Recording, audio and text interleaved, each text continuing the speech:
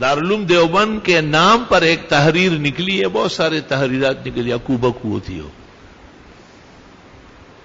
دیوبند نے بھی 15ویں صدی میں مقصد اپنا چندہ بنایا ہے، مسائل نہیں ہے، اس لیے شان ورشا و مولانا حسین احمد کے ساتھ ہی مسائل رخصت ہو گئے۔ اب پتہ نہیں کیا کیا شائع کرتے ہیں۔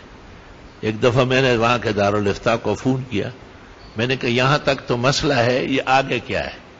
کہ یہ آگے ہماری ضروریات ہیں۔ خود کا وطروں کے بعد نفل نہ پڑھنا بہتر ہے، جتنے نفل ہو پہلے پڑھ لے۔ ہم بھی یہی کہتے ہیں، یہ لکھا ہے اس طرح لکھا ہے، میں نے کہا یہ تو مسئلہ ہے، یہ آگے جو آپ نے لکھا ہے کہ اگر پڑھ لے تو کوئی بات نہیں ہے، یہ لکھو کہ ثواب ملے گا یا نہیں۔